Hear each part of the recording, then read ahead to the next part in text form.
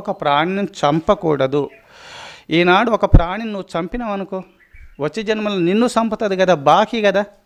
ఈనాడు హింసిస్తున్నావు, ఒక ప్రాణిని బాధిస్తున్నావు, ఆ పాప ఫలితం అనేది అది వడ్డీ పెరుగుతుంది. ఈ జన్మలో ఒక ప్రాణిని చంపడమే కాదు సుమా, మనసా కర్మణా వాచా సర్వభూతేషు సర్వదా అక్లేశ జననం ప్రోక్త్వా త్వహింసా పరమర్షిభిః.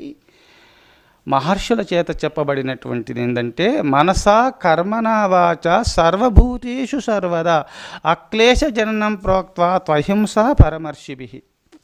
మనసా కర్మణా వాచ త్రికరణ శుద్ధిగా ఏ ప్రాణిని బాధించకూడదు. వాక్కు ద్వారా కఠినోక్తులు పలకడం కూడా అది హింసనే. వాక్కు ద్వారా కఠినోక్తులు పలుకుతున్న మనసులో కూడా ఇతరులు చెడిపోవాలని సంకల్పం ఉండడము అది కూడా పాపమే. ఒక క్రియ ద్వారా ఒక ప్రాణిని మీరు బాధిస్తున్నారు, ఒక ప్రాణిని హింసిస్తున్నారు, అది కూడా పాపమే. అందుకోసం మనసా కర్మణా వాచ సర్వభూతేషు సర్వదా, సమస్త ప్రాణులు యందు కరుణ కలిగి ఉండాలి. అక్లేశ జననం ప్రోక్త్వా, క్లేశం అని లేకుండా ఒక ప్రాణిని బాధించకండి. అక్లేశ జననం ప్రోక్త్వా త్వహింస పరమర్షిభిః. సమస్త ప్రాణుల యందు దయ కలిగి ఉండాలి సుమ. మనసా కర్మణా వాచ త్రికరణ శుద్ధిగా ఏ ప్రాణిని బాధించకూడదు అనే భావన రావాలా. అదే నిజమైనటువంటి అహింసావ్రతము. అట్టి అహింసావ్రతాన్ని పాటిస్తున్నటువంటి పుణ్యపురుషులకు తప్పకుండా భగవంతుని యొక్క కరుణాకటాక్షాన్ని పొంది తీరుతారు వాళ్ళు. అందుకోసము ఒక ప్రాణిని బాధించకూడదు. స్వామి, మేము ఏ ప్రాణిని బాధించడం లేదు స్వామి, మేము మాంసం ఎక్కడన్నా కొట్లో అంగడి దగ్గర పోయి కొనుక్కొచ్చుకొని తింటున్నాం, అది పాపం ఎట్లా అవుతుంది? డబ్బులు ఇస్తున్నాం కదా, ఎట్లా పాపం అవుతుందని మీరు ప్రశ్నించవచ్చు. కానీ కర్త కారయతా చైవ ప్రేరకశ్చానుమోదక పుణ్యకార్య పాపకార్య చత్వార సమభాగిన.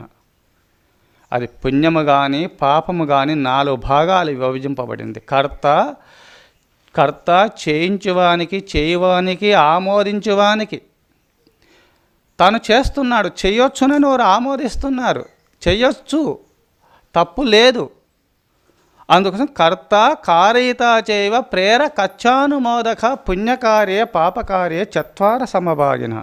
4 భాగాలు విభజింపబడుతుంది. మాంసము తిన్న వాళ్ళకు వస్తుంది, అది కోసిన వాళ్ళకు వస్తుంది, తినొచ్చు, అది తినటానికి పుట్టినవి అని చెప్పి అనేవాళ్ళకు ఆమోదించవచ్చు అని కొన్ని శాస్త్రాలు కల్పించి రాసి శాస్త్రాల్లో ఇది ఉన్నదని చెప్తూ అది తినొచ్చు, తినటానికే పుట్టినాయని ఆమోదిస్తున్నటువంటి వారు కూడా సమభాగిన, పాపం కానీ పుణ్యం కానీ.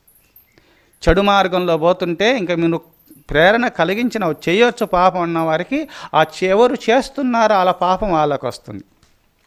అది చెయ్యొద్దు, అది మహాపాపము, దానివల్ల నరకం వస్తుందని ఒకవేళ ఆ పాపకృత్యాలను ఆపినవనుకో అందులో పుణ్యం కూడా నీకు వస్తుంది. అందుకోసమే ఇక్కడ 4 భాగాలు విభజింపబడుతుంది. కావున మీరు పాపం చేయకూడదు, ప్రాణిని హింసించకూడదు, ప్రాణిని బాధ పెట్టకూడదు. మేము మాంసం కొని తింటున్నాం అంటున్నారు, కానీ మీరు కొని తినేది మాంసం కాదు, పాపాన్ని కొని తింటున్నారు మీరు. అది పాపం. అట్టి మాంసం ఎవరు తింటారో, మాంసేన వర్ధతే, మాంసం తింటే మాంసం పెరుగుతుంది, పాపం పెరుగుతుంది. ఆ పాపం వల్ల ఆ శరీరము రోజు అంత్యకాలావస్థలు ఆ లోపల ఎప్పుడో నిన్ను హింసిస్తూ కృషింపచేస్తూ ఆ నరకం అక్కడ వదిలే ఆ నరకాన్ని స్మరించకి ఆ నరకం ఇక్కడనే చూపిస్తుంది ఆ పాపం ఒకరోజు. అందుకోసమే ఒక ప్రాణిని బాధ పెట్టొద్దు సుమా. అట్లా పెట్టితిరా ఆ పాపము ఇక్కడ అనుభవిస్తారు, మళ్ళీ అక్కడ యమలోకంలో వడ్డీ పెరుగుతుంది, అక్కడ అనుభవిస్తారు.